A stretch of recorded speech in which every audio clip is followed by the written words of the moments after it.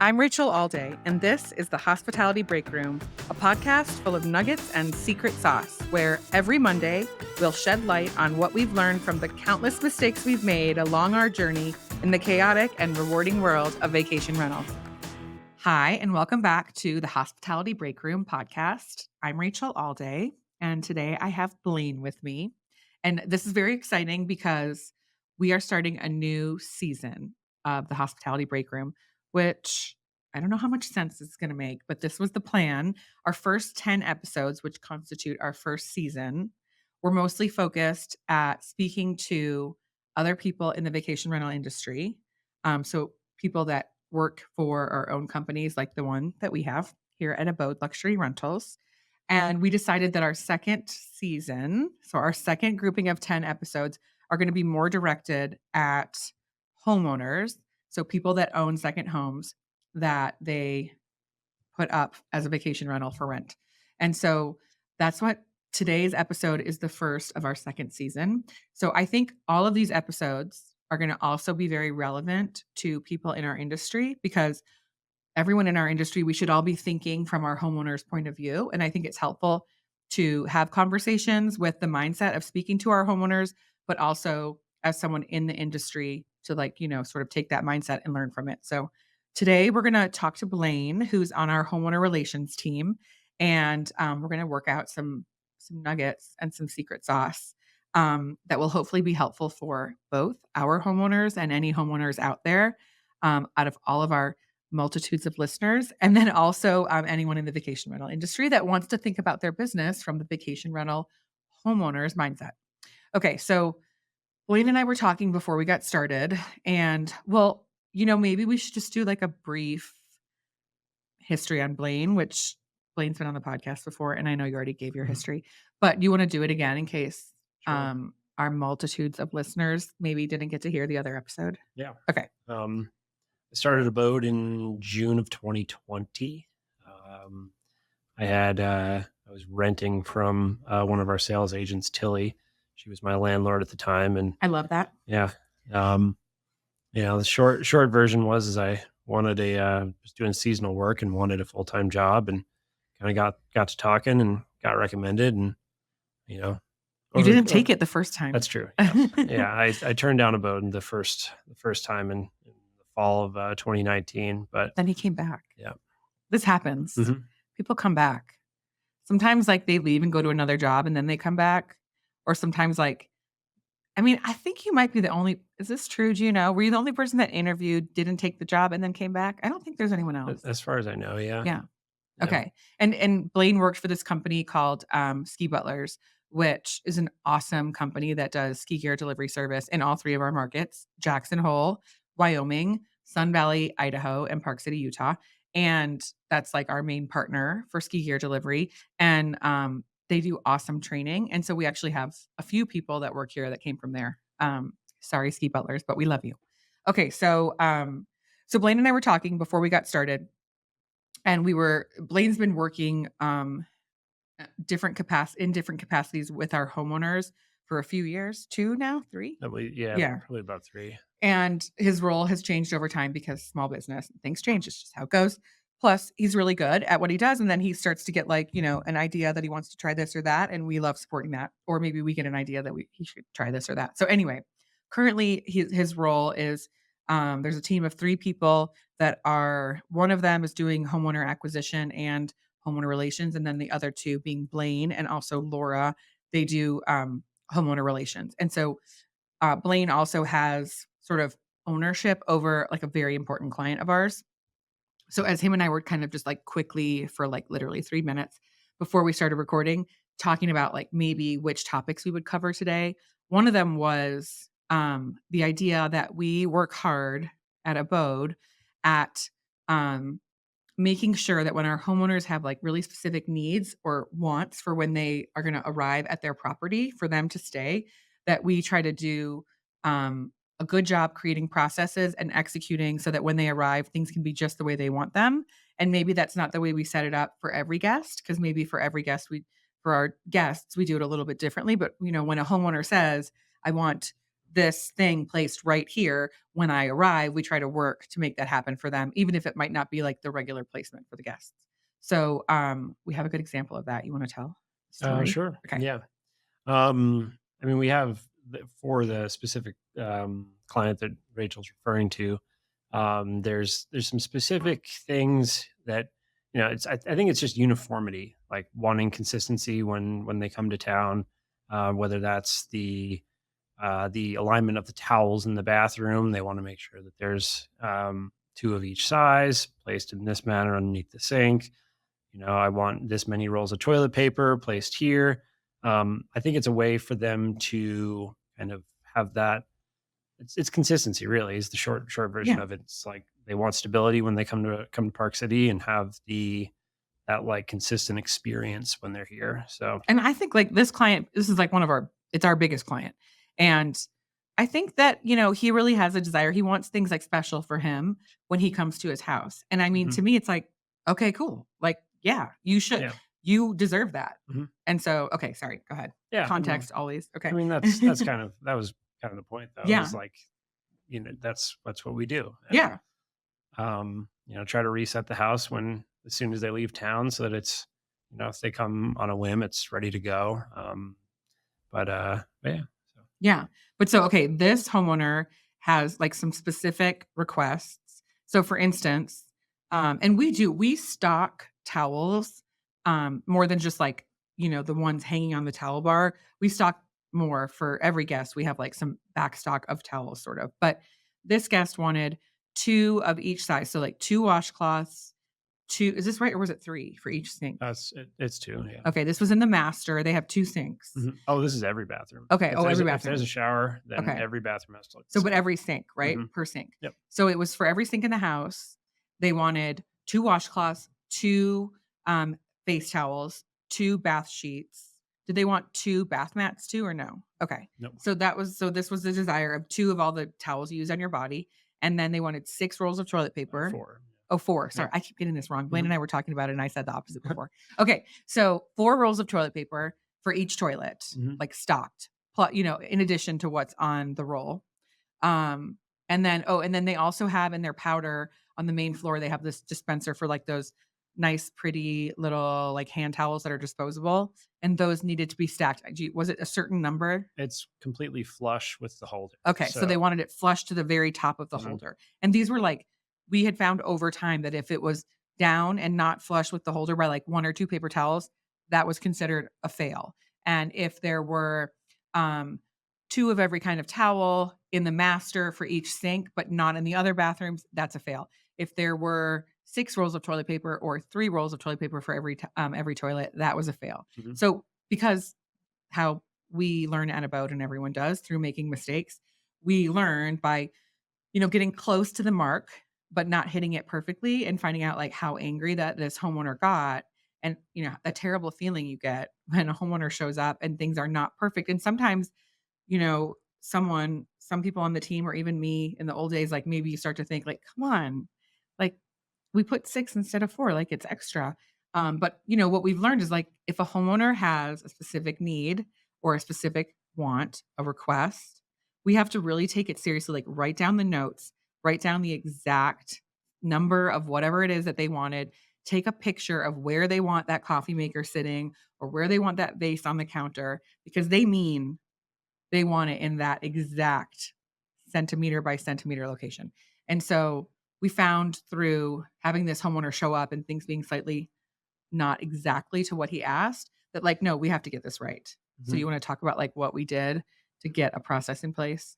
Breezeway was the big one. Breezeway is our favorite, but because if homeowners are listening to this and maybe they don't know what Breezeway is, like tell them about Breezeway and how you used it. Yeah.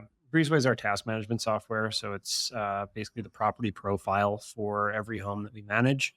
And it's, in this case, we're talking about the intricacies of each home. So when a homeowner arrives, they don't just get the standard template of the, say, 20 items that we need to check every time. We use what are called template modifiers that bring it in, show specific reference photos. This is what this needs to look like. And then the team member who's doing the inspection has to check off on a box to say, yes, this looks like this. You can take it even a step further and have it require a photo To prove. to verify. So that was the big one at that specific house, was working on that and Mm, making sure that those were all built out. yeah, Breezeway is really cool because it allows us to create not just the task list for the inspectors who go to the house before arrival. So, like, like Wayne said, like, you can set up this whole task list and it shows us how long the person that's doing the inspection, how long it takes for them, and we can require photographs. But we can set it so that, like, before a guest arrival, it's set to require whatever it's set to require. Mhm. And then for a homeowner, it could be a totally different set of requirements. And that's what allows us to customize through a process and also to verify through a process that things are the way that the homeowner wants. And like, we are obsessed with Breezeway as a software, I feel like, as a company, but this is one of the huge reasons because that's like really hard to do just through spreadsheets and stuff. It's hard to keep that consistent and to be able to show a timestamp of when someone checked the house and whatever. And so Breezeway makes it so easy and it's been a game changer. Mhm. So Blaine was able to go into that checklist for this specific homeowner and put in for that homeowner arrivals that we needed, 2 towels for each thing of each kind and 4 rolls of toilet paper for each toilet. And, the hand towels have to be up flush with and show a picture of how it's supposed to look. So how the towels are supposed to look, where the toilet paper is supposed to be stored, how that's supposed to look, where those hand towels, how that should look in the dispenser so that when anyone's checking the house, and it's usually Blaine, but like if it's other people that are getting it ready, they know anyone on our team can know exactly what that homeowner wants. And that's like part of the reason why we're in the religion of Breezeway because it's like that wasn't Yeah. available to us before. And having a tool like that has made all the difference. And I think it makes a huge difference to our homeowners because a lot of our homeowners, like, because we're in the luxury end of the market and the homes we manage, have a value of like $2 to $50 million each. I mean, rightly so. These homeowners did not buy the house. Usually, our homeowners did not buy the house to think about renting. They really bought it because they found a dream home, and then now they're renting because they're smart. But they they bought it with the dream of like showing up to this gorgeous house and having this perfect experience. And if for them having a perfect experience means having their Keurig on this one spot on the counter and having the pods in this one drawer organized in a certain way with the fronts of all the pods facing this direction, like, they deserve to have that. And so it's hard to make that happen consistently without a Mhm. good tool. And Breezeway has been a great answer for that. Yeah. What other context do you want to add about like just the experience of learning from the mistake and then seeing like the difference in that homeowner's satisfaction and trust with us and all that? Well, I think like, and this is kind of for guests and for homeowners. If it tends to be if there's one mistake found, then things kind of perpetuate and grow Mhm. from there. So that's like I said, if an owner walks in and something's misaligned and it doesn't meet their expectations, Yep. then that turns into, well, there's this other thing over here that I didn't like, and then Spiral. and it goes from there. Yep. Whereas if you can kind of nail that first impression, like I think to Mhm. me, like I try to get that wow factor. At least when I was on the operations team, I would try to get that wow factor when someone walked Yeah. into a house. Like I really enjoyed setting the mood lighting, like Uh-huh. using the floor lamps and the under counter lighting, and it Yes. was like kind of cool to then go back. You're setting up a house at say 11 o'clock in the morning. You Yeah. go back at 5 or 6 o'clock and see it in the dark, and like Uh-huh. it looks really nice. Like that, but then beyond that is the first 24 hours, kind of that first sleep Yeah. is getting through that. We're a ski market. If they can come back from that first ski day and have things be pretty Yes. seamless, like that to me is that sets the tone for the rest of the reservation, whether That it's is a secret sauce. yeah, Yeah. whether it's a 3 day or a 14-day Yeah. reservation. Okay, that's secret sauce to me and a nugget. Okay, so I'm really bad at like recapping the sauce and the nuggets. So everyone who's listening, all the gazillions of you, I'm sure, you should know that you can always look in the show notes and it will kind of outline like the secret sauce and or the nuggets that we put forward in the episode. But I will just recap midway through here. So first, Blaine gave us the nugget about having customized templates to use as a checklist for a homeowner arrival versus a guest arrival. And again, we use Breezeway for that, but I'm not sure if there are other similar tools to Breezeway. I can't imagine there's one as good. But if there is, then you want to make sure that they have a modifier because having that template modifier is what allows a vacation rental company, a good one, to have a custom arrival checklist just for the homeowner so that that homeowner can have everything the way they want it. Even if that might not be the most like optimal placement of the Nespresso or the Keurig and you want to move it for guest arrivals, like it should be the way the homeowner wants it when they come. Okay, there's one. That's a nugget. And then there is, let's see, now I'm already forgetting the secret sauce of, oh, okay. The secret sauce is this a nugget or secret sauce? This is hard. Okay, so I think the nugget is to have every house perfect and to have that wow factor for every arrival, whether it's a homeowner or a guest, right? Like that is a nugget. This is a tactical move. Like making sure that when this guest or homeowner arrives, that they do not find a rag under the dining table, they don't find a hair on the pillow, they don't find um, no towels in the bathroom or whatever. Like making sure you dot all your I's and cross all your T's is how you get a good review. It's crazy, but like a good review is decided in the first few minutes, sometimes way more than we think. And I think the secret sauce part of that is um, working with your team and taking that cultural approach, that mindset of realizing that, of course, it's important to create a whole experience for the guest or the homeowner and to like make the whole thing amazing, but that taking a mindset throughout your team with your inspectors and your operation team and your cleaners and if people check in the guests or if their guest services is talking to them on the phone, that like we really all want to make that first few minutes in the house super perfect and magical because it has a huge impact on the reviews. It has a huge impact on the happiness of that person during their trip. And then the other part of that secret sauce is if you don't do a good job and get that pre-arrival set up perfect, you are very much more likely to get that person into a downward spiral for the rest of their trip. And it's those first few minutes that can set the tone for that. Mhm. Okay, that's amazing secret sauce. Okay, I forget the other thing we talked about that we were going to discuss. It's also just knowing your homeowners and Yeah. like beyond their expectations, what the house needs to look like. It's what are their motivations for renting? Are they trying to Oh, yes, make yes. money here? Mhm. Are they trying to, Mhm. rent out this house to someday retire here? Mhm. There's just a lot of different reasons that our homeowners are Yeah. investing in these properties Yeah. and kind of knowing why they like what their goals are. Uh-huh.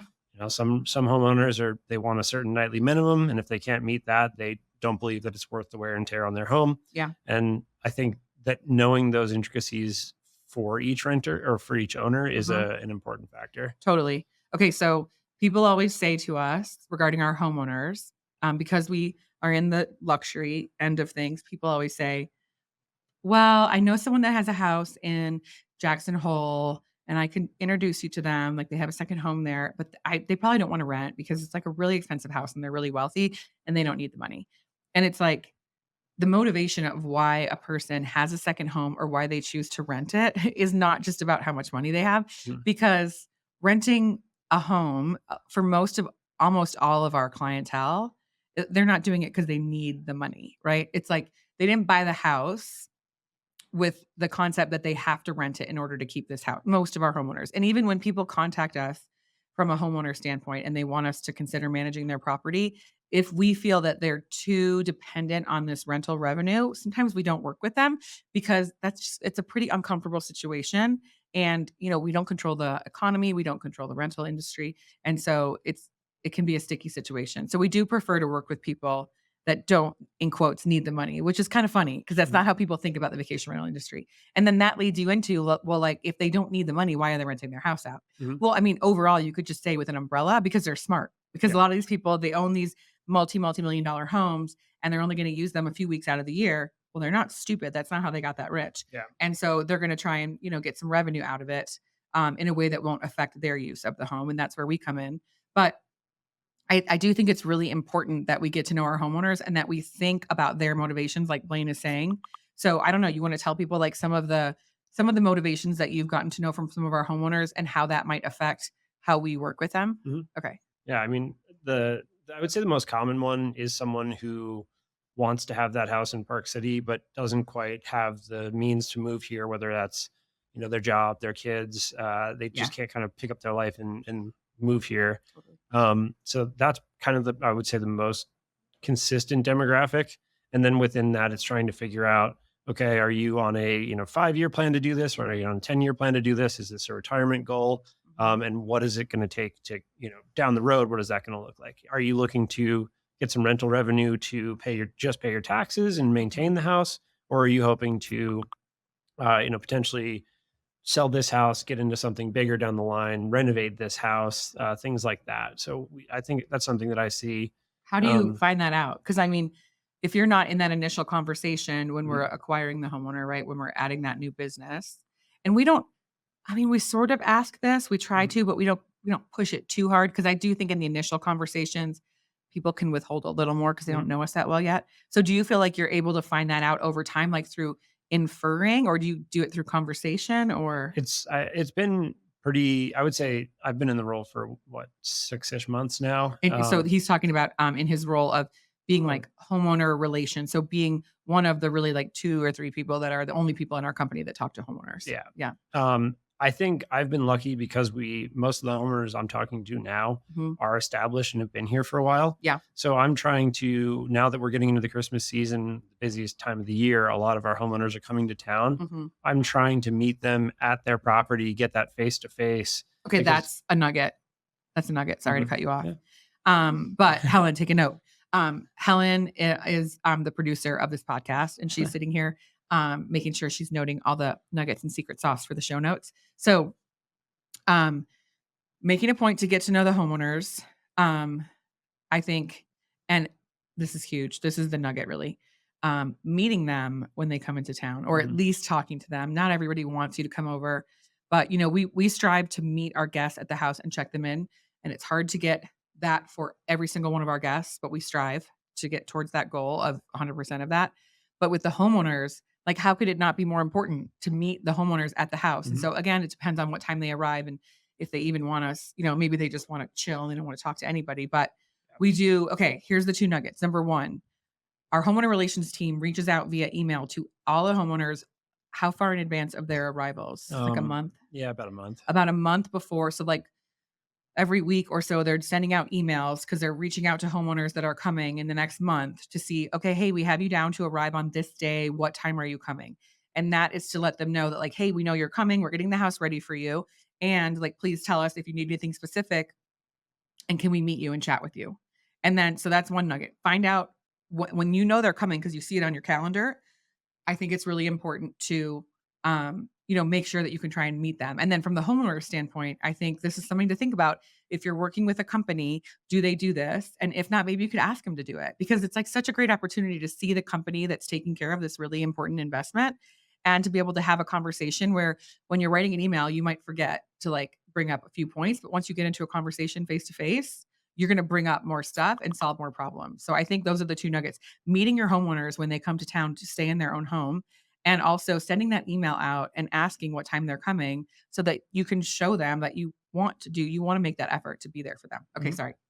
But yeah, I was going to say that I was kind of lucky in that sense that I came into a lot of pre-established relationships Yeah. where it's like, I mean, I met with the homeowner yesterday it was very clear that, all right, I've been working with Miles and Laura for long enough. I want to meet you as Oh, well. I love it. And then that was a quick, like, all right, what are you looking for out of this rent? Like that's Yeah, yeah. with So you that, were able to ask yeah, it. with that Okay. relationship, it's already there. I Yeah. mean, and I've also seen the perspective. I remember meeting with one prospective homeowner a while back who like made it very clear to us that they did not need to rent the house. Like Yeah. we believe this is fully paid off. We don't need to do this. However, if we can get that Christmas booking, we are willing to change our plans and go to the Four Seasons in Maui because Yes. that rental is helping, fund that vacation. Yes. Yes. So, so I've kind of seen it from both sides where we had Yeah. those relationships or we were kind of courting a new homeowner, trying to figure out Yeah.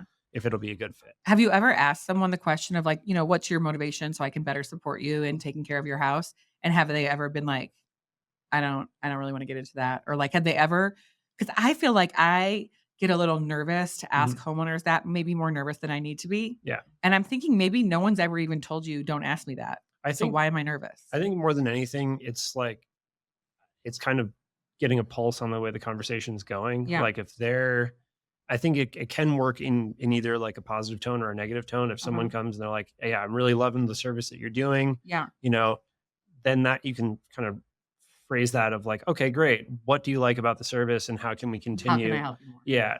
As well as if it's a bad thing, it's like, Mhm. okay, what about this? It's kind of, you're not asking this in such a direct way, but it's Yeah. what about this is Like, is it working for you? yes, yeah. Okay. So it's kind of like what, this hurts you because of, you feel violated because you feel like your trust is gone or because we're not Right. making you enough money. Like Right, those, right. you can get to those motivations Yeah. based on the flow of the conversation. Because that was my next question is like, so what do you do? Like, what do you think you do differently with like knowing the different motivation? Like maybe give some examples of like, okay, if someone's motivation is the revenue, or like if someone's motivation is they only want to rent it at a certain high price point, Mhm. what does that change for how you do things?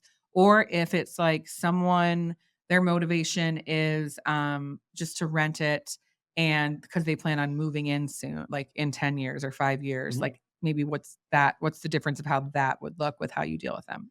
Um, it is a little bit more individualized than that, but I'd say that, yeah, like the houses that have, say, a floor rate and that they don't want to rent Yeah. below this, to me, that requires more check-in because someone who has rentals in there all the time, like Mhm. they're going to see their monthly statements, they see the money rolling in. Typically speaking, that kind of owner is pretty good with just, Yeah. let me know if something's wrong. Otherwise, I'll keep collecting a check and life is good. Yeah. Whereas someone who's not trying to rent as much, Uh-huh. um, I feel like I'm doing kind of more weekly looks at the property Yeah. of like, all right, what is being reported here? What do we need to do? Whereas in some of those other houses, I Uh-huh. do it more on like a every 3 to 4 weeks sort of Okay. basis.